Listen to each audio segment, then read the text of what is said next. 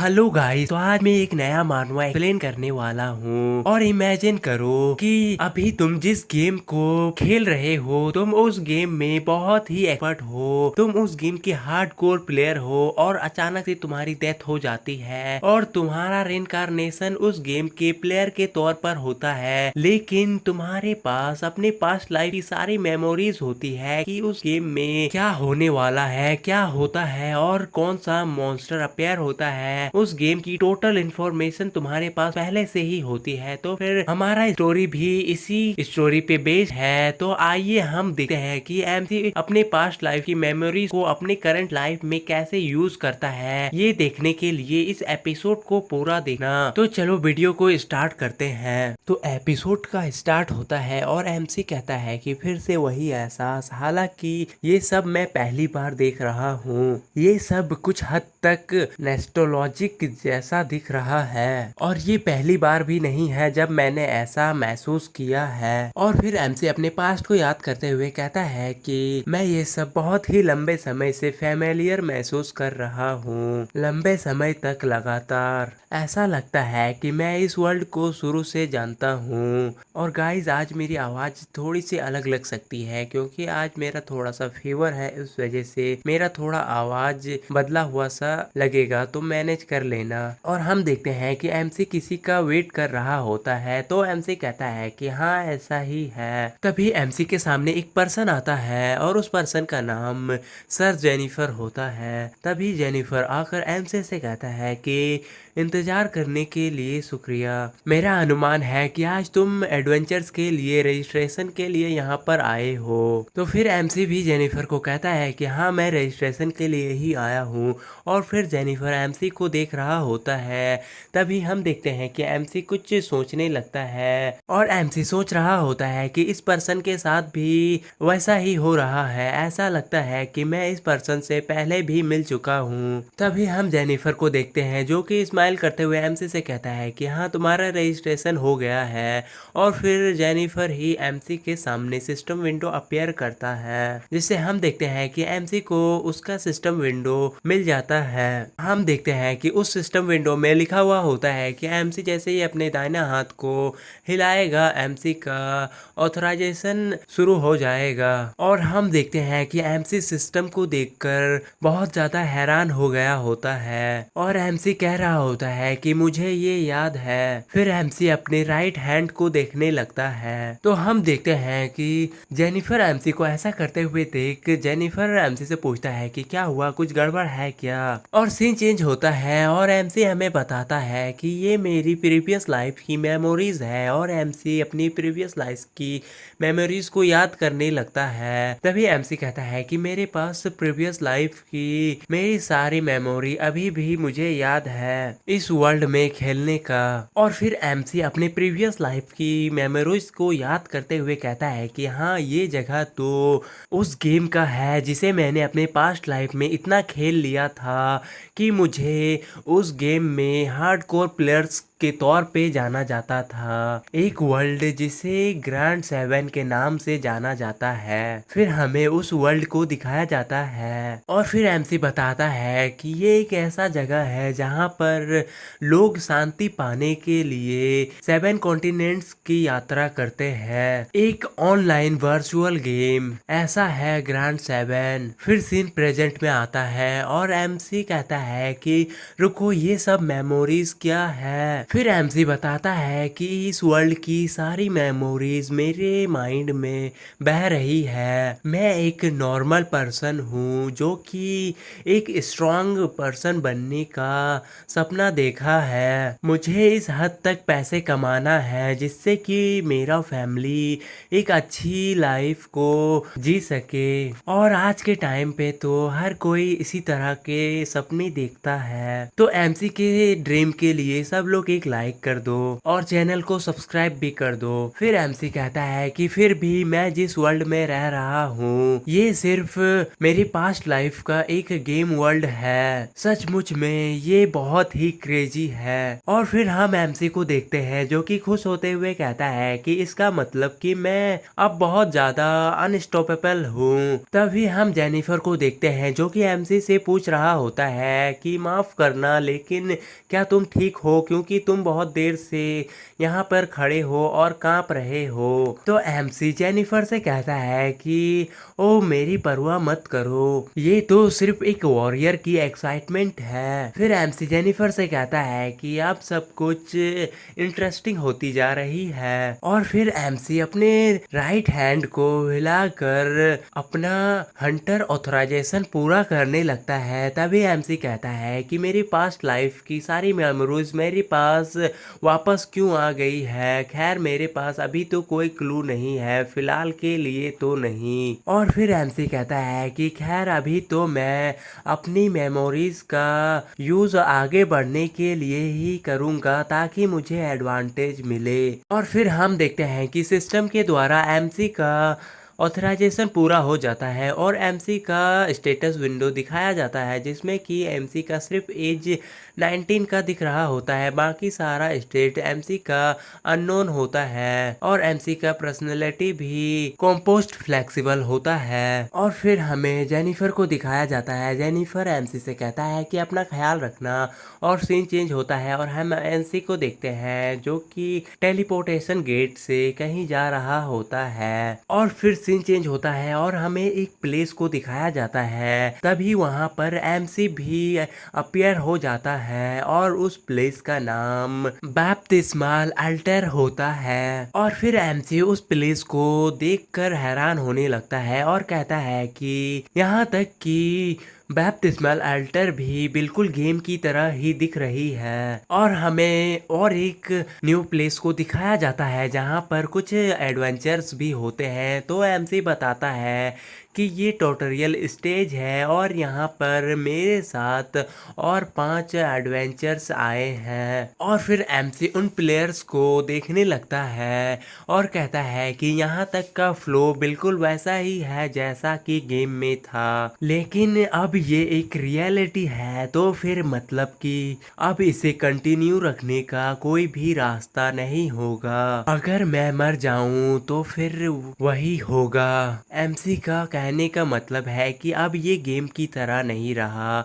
अगर कोई player eliminate हो जाता है मतलब कि वो सचमुच में मारा जाएगा। तभी फिर हम एमसी को देखते हैं जो कि स्माइल करते हुए कहता है कि हालांकि मैं अपनी पास्ट लाइफ की मेमोरीज को ये यूज़ करूं तो फिर मैं एक सक्सेसफुल एडवेंचर बन सकता हूं और ये मेरा सपना नहीं रह जाएगा, मैं इसे सच कर पाऊंगा। तभी उन सबके सामने एक आवाज आती है और वो कहता है कि बैप्तिस्मम का रिचुअल स्टार्ट होने वाला है 30 सेकेंड में, तो फिर तुम सब जल्दी से अपने इक्विपमेंट्स को चूज कर लो। और हम देखते हैं कि उस वॉइस को सुनकर सारे एडवेंचर्स हड़बड़ा जाते हैं। और हम एमसी को देखते हैं जो कि खुश होते हुए कहता है कि देखने से लग रहा है कि अब वो स्टार्ट हो चुका है। और फिर एमसी बताता है कि यहाँ तक कि अनाउंसमेंट भी बिल्कुल गेम की तरह ही हो रही है। फिर हम देखते हैं कि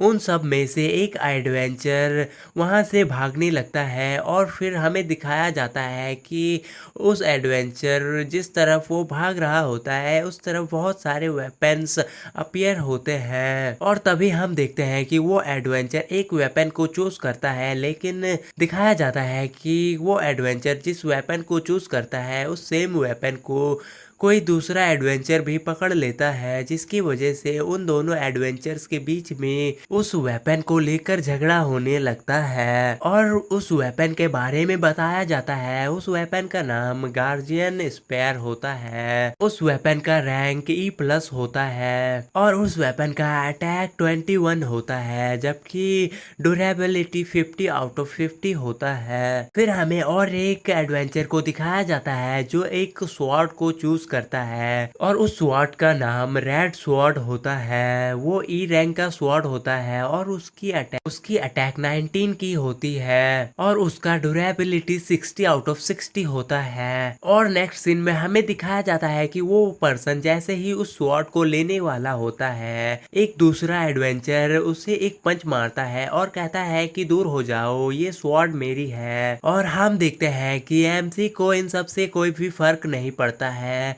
वो आराम से चिल होता है। और एमसी कहता है कि मैंने ये सब भी देखा है अपनी मेमोरीज में। और फिर एमसी बताता है कि ये इस बात पर निर्भर करता है कि तुम लोग बैप्टिस्मल रिचुअल में कैसा परफॉर्म करते हो। और फिर एमसी बताता है कि तुम लोगों के परफॉर्मेंस के हिसाब पर ही तुम्हें फोर्सफुली जॉब सिस्टम मिल जाएगा और उन लोगों की जॉब चॉइस लिमिटेड होगी और ये बिगिनर्स प्लेयर्स के लिए बहुत ही अनफेयर भी होगा। और फिर एमसी जाते हुए कहता है कि मुझे मेरी पास्ट लाइफ की रिसेट मैराथन करना मुझे याद है, जब तक कि मुझे एक अच्छी जॉब नहीं मिल जाती है। और फिर हम देखते हैं कि वो एडवेंचर जो सबसे पहले वेपन चूज करने के लिए भागा था, वो एमसी को देखकर स्माइल कर रहा होता है। फिर एमसी उसके पास से पार होता है तो फिर वो एडवेंचर एमसी का मजाक उड़ाने लगता है और वो एडवेंचर एमसी का मजाक उड़ाते हुए कहता है कि यहाँ देखो, हमें एक सुस्ती मिली है। तभी एमसी उसे कहता है कि कॉम्प्लीमेंट्स के लिए थैंक, लेकिन मुझे लगता है। तभी वो एडवेंचर एमसी से कहता है कि क्या तुम एक्टिंग कर रहे हो। और फिर हम एमसी को देखते हैं जो कहता है कि ऑल राइट, तो फिर मैं उस वेपन के साथ जाऊंगा। और हमें उस वेपन को दिखाया जाता है जिसे कि एमसी चूज करने वाला होता है, वो एक स्वॉर्ड होती है। तभी एमसी एक स्वॉर्ड को चूज कर लेता है। फिर हमें उस स्वॉर्ड के बारे में बताया जाता है, वो एक नॉर्मल स्वॉर्ड होता है और उसका रैंक F- होता है और उसका अटैक 1 होता है, लेकिन उसकी ड्यूरेबिलिटी 90 आउट ऑफ 90 होती है। तभी हम देखते हैं कि वो एडवेंचर जो एमसी का मजाक उड़ा रहा होता है, वो एमसी के वेपन को देखकर हंसने लगता है और कहता है कि उसने उस वेपन को चूज किया जिसका अटैक स्टेट सिर्फ 1 है। और वो एडवेंचर एमसी से कहता है कि जब तुम्हें कोई घटिया जॉब मिलेगी तो फिर तुम रोना मत। और फिर एमसी सोचता है कि इस वर्ल्ड में कॉमन सेंस के तौर पर यही काम करता है कि हर पर्सन के जॉब के हिसाब से ही ताकत निर्धारित की जाती है, पर क्या अगर कॉमन सेंस ही गलत हो तो। और फिर एमसी कहता है कि भीड़ की कॉमन सेंस का तुलना एक हार्डकोर प्लेयर के सामने नहीं की जा सकती है। और फिर एमसी बताता है कि यहाँ पर एकमात्र एक ही आंसर है और वो है कि इस नॉर्मल स्वॉर्ड को चूज करना। और फिर अनाउंसमेंट होता है और बताया जाता है कि अब बैप्टिस्म रिचुअल स्टार्ट होने वाला है और 5 मिनट का टाइम लिमिट है। फिर हमें दिखाया जाता है कि वहाँ पे बहुत सारे मॉन्स्टर अपीयर होने लगते हैं और वो मॉन्स्टर हनी बी की तरह होते हैं। और उस अनाउंसमेंट के जरिए बताया जाता है कि जितना भी हो सके उन मॉन्स्टर्स को डिफीट करना है। फिर हमें एडवेंचर्स का सीन दिखाया जाता है जो कि उन मॉन्स्टर्स को देख के थोड़ा घबरा रहे होते हैं, लेकिन सारे एडवेंचर्स फाइट के लिए रेडी हो जाते हैं। और फिर हम एमसी को देखते हैं जो कि कह रहा होता है कि इस तरह के मॉन्स्टर सिर्फ इस रिचुअल में ही अपीयर होते हैं और इन मॉन्स्टर्स का पॉइजन किसी को भी पैरालाइज कर सकता है। तभी हम उस एडवेंचर को देखते हैं जो कि एमसी का मजाक उड़ा रहा होता है। वो एमसी से कहता है कि ध्यान रखना, देखना मर मत जाना। और वो इसी के साथ स्माइल कर रहा होता है, लेकिन एमसी उसके कोई भी जवाब नहीं दे रहा होता है। और एमसी खुद में ही सोच रहा होता है कि उसकी प्रॉब्लम क्या है, इस तरह की चीजों को इग्नोर कर देना ही अच्छी बात होती है। और फिर से अनाउंसमेंट होती है और बताया जाता है कि रिचुअल स्टार्ट हो चुका है और हम देखते हैं कि वो मॉन्स्टर सारे एडवेंचर्स को घेर लेते हैं और ऊपर से अटैक करने लगते हैं। और हम देखते हैं कि एक मॉन्स्टर को एमसी बहुत ही गौर से देखता है और खुद में ही कहता है कि यहाँ तक कि इनके मूवमेंट्स और इनके रिफ्लेक्स भी बिल्कुल गेम की तरह ही है। तो एमसी कहता है कि तब तो इनके वीक पॉइंट्स भी सेम ही होंगे, और एमसी उन मॉन्स्टर्स के वीक पॉइंट्स को टारगेट करने लगता है। और फिर हमें दिखाया जाता है कि एमसी उस मॉन्स्टर की तरफ अटैक करने के लिए जाने लगता है और कहता है कि भले ही क्रिटिकल हिट सिस्टम थोड़ा सा मुश्किल है, और हम देखते हैं कि एमसी अपने स्वॉर्ड को निकाल लेता है और उस मॉन्स्टर के ऊपर अटैक कर देता है। फिर हमें दिखाया जाता है कि एमसी के एक ही अटैक से वो मॉन्स्टर्स के 2 टुकड़े हो गए होते हैं, और तभी सिस्टम से नोटिफिकेशन भी एमसी के पास आ जाता है कि एमसी ने एक विंग सेंटिपिस्ट मॉन्स्टर को डिफीट कर दिया है, और इन मॉन्स्टर्स का नाम विंग सेंटिपिट होता है। तभी हमें बाकी एडवेंचर्स का सीन दिखाया जाता है जो कि एमसी के इस अटैक को देखकर शॉक हो गए होते हैं, और हम एमसी को देखते हैं जो कहता है कि बिल्कुल परफेक्ट। हम उस एडवेंचर को देखते हैं जो कि एमसी को चिढ़ा रहा होता है। वो कहता है कि जरूर ही तुम्हारा लक तुम्हारे साथ रहा होगा, तुम घमंडी मत बनो। वो एडवेंचर खुद में ही सोच रहा होता है कि एमसी ने उसे एक ही अटैक से डिफीट कर दिया, क्या बकवास है। और फिर हमें एमसी का सीन दिखाया जाता है जो कि सोच रहा होता है कि ज्यादातर गेमों में कुछ ना कुछ बग्स रह ही जाते हैं जो कि नॉर्मल है। और हम देखते हैं कि एक मॉन्स्टर एमसी की तरफ अटैक करने के लिए आ रहा होता है। तभी एमसी कहता है कि इस गेम में भी एक बग है जो कि सिर्फ इस रिचुअल में ही यूज किया जा सकता है। और फिर एमसी उस मॉन्स्टर के ऊपर अटैक कर देता है और बताता है कि अगर तुम नॉर्मल स्वॉर्ड से इस विंग्ड सेंटिपीड पर अटैक करते हो तो वो मॉन्स्टर एक ही हिट में किल हो जाएगा। ये बिल्कुल गेम जैसा ही है। तभी हम देखते हैं कि एमसी सामने जाने लगता है और दिखाया जाता है कि एमसी के सामने बहुत सारे मॉन्स्टर अटैक करने के लिए रेडी होते हैं, और एमसी बताता है कि यहाँ सिर्फ इस प्लान के बारे में मैं ही जानता हूँ और ये यहाँ पे काम भी करती है। फिर हमें बाकी एडवेंचर्स का सीन दिखाया जाता है जो कि एक ही मॉन्स्टर्स को डिफीट करने के लिए बहुत ज्यादा स्ट्रगल कर रहे हैं। और फिर हमें उस एडवेंचर को दिखाया जाता है जो कि एमसी को चिढ़ा रहा होता है। वो भी विंग सेंटिपीड्स को डिफीट कर रहा होता है अपने गार्जियन स्वॉर्ड का यूज करते हुए, लेकिन उसे बहुत ज्यादा मुश्किल हो रही होती है। और तभी वो एडवेंचर कहने लगता है कि मेरी स्किल्स को देखो, इसके साथ मुझे निश्चित ही एक बहुत ही स्ट्रॉन्ग जॉब मिलेगी स्वॉर्ड मैन की तौर पर। तभी एमसी उससे कह देता है कि अननेसेसरी बातें जोर जोर से चिल्ला के कहने से तुम हमारी ध्यान को भटका रहे हो। और तभी हम देखते हैं कि एक मॉन्स्टर एमसी के पीछे से अचानक से अटैक कर देता है, लेकिन एमसी उसके अटैक को डॉज कर लेता है। और फिर एमसी कहता है कि ये तो गेम से भी ज्यादा मजेदार हो सकता है। तभी हमें दिखाया जाता है कि एमसी के तरफ फिर से वो मॉन्स्टर अटैक करने के लिए आ रहा होता है, लेकिन इस बार एमसी भी अटैक करने के लिए रेडी होता है, जिसे कि देखकर वो मॉन्स्टर भी थोड़ा सा शॉक होता है। और फिर नेक्स्ट सीन में हमें दिखाया जाता है कि एमसी उस मॉन्स्टर को अटैक करके डिफीट कर देता है। हम देखते हैं कि एमसी उस मॉन्स्टर्स को डिफीट कर कर स्माइल कर रहा होता है। अभी फिर से अनाउंसमेंट होती है और वो अनाउंसमेंट बताता है कि रिचुअल का टाइम लिमिट खत्म हो चुका है, इसीलिए अब रिचुअल खत्म हो रहा है। और फिर वो अनाउंसमेंट सबसे कहता है कि तुम सबकी परफॉर्मेंस के हिसाब से तुम सबको जॉब चुनने के लिए ऑप्शन मिलेगा। और हम देखते हैं कि सारे एडवेंचर्स के सामने एक पॉपअप विंडो अपीयर हो जाता है, और तभी एक एडवेंचर का स्टेटस विंडो दिखाया जाता है जिसने कि 7 मॉन्स्टर्स को डिफीट किया होता है। तो फिर उसके पास 3 जॉब ऑप्शन होते हैं। पहला होता है हंटर, दूसरा होता है कंपाउंडर और तीसरा होता है सील्ड यूजर। तो वो एडवेंचर सोचने लगता है कि 7 मॉन्स्टर्स को डिफीट करने से तुम्हें उतनी अच्छी जॉब चॉइस नहीं मिलती है। और फिर दिखाया जाता है कि उसी के पीछे एक लड़की को भी जॉब ऑप्शन के विंडोज दिखते हैं, और वो सोच रही होती है कि मैं एक समनर बनना चाहती थी, लेकिन रियलिटी बहुत ज्यादा डिफरेंट है। तभी फिर हमें और एक एडवेंचर को दिखाया जाता है जिसने कि एक भी मॉन्स्टर को हराया नहीं होता है। तो फिर उसके सिस्टम विंडो में लिखा हुआ होता है कि वो एडवेंचर के तौर पर रजिस्टर नहीं कर सकता है और उसके लिए कोई भी जॉब अवेलेबल नहीं है। और फिर हमारे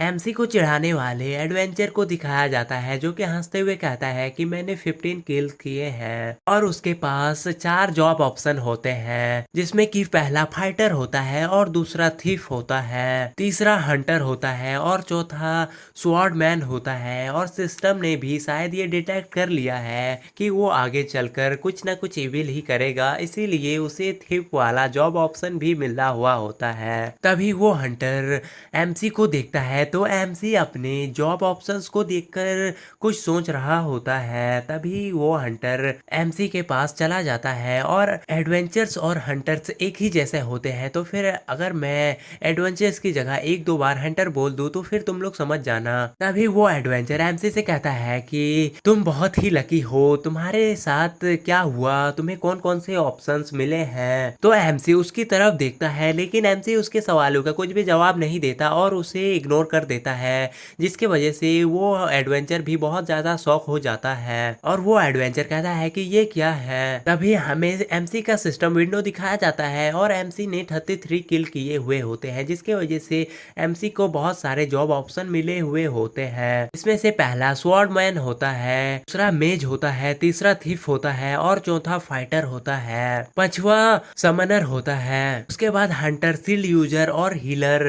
इस तरह के और भी एमसी के पास जॉब ऑप्शन होते हैं। अगर तुमको पढ़ना है तो फिर तुम वीडियो पोस्ट करके पढ़ सकते हो। और हम देखते हैं कि वो एडवेंचर एमसी के विंडो को देखकर बहुत ज्यादा शौक हो जाता है और कहता है कि वो इन सभी में से किसी को भी चुन सकता है। और वो एडवेंचर शौक होते हुए कहता है कि आखिर एमसी है क्या, उसने 33 किल्स कैसे कर दिए, ये तो बिल्कुल ही अनबिलीवेबल है। लेकिन हम देखते हैं कि एमसी उसे फिर से इग्नोर कर देता है। तभी वो एडवेंचर जाने लगता है और वो कहता है कि तो मैं स्वॉर्डमैन ही चूज करूंगा। तभी एमसी उससे कहता है कि ये तुम्हारे लिए अच्छा ही होगा। और फिर एमसी बताता है कि तुमने 15 किल्स किए हैं जिसके लिए तुम्हें स्वॉर्डमैन का जॉब ऑप्शन मिलना 2% से भी कम का चांस था। इसका मतलब कि तुम बहुत ज्यादा लकी हो। और फिर एमसी बताता है कि इस वर्ल्ड में सभी लोग स्वॉर्डमैन और समनर को ही सबसे ज्यादा स्ट्रॉन्ग मानते हैं। और फिर एमसी अपने जॉब ऑप्शन को चुनने लगता है और कहता है कि मुझे जो जॉब चुनना चाहिए वो है। अभी एमसी के सामने एक नया विंडो पॉपअप होता है और उसमें लिखा हुआ होता है कि एमसी ने अपनी जॉब को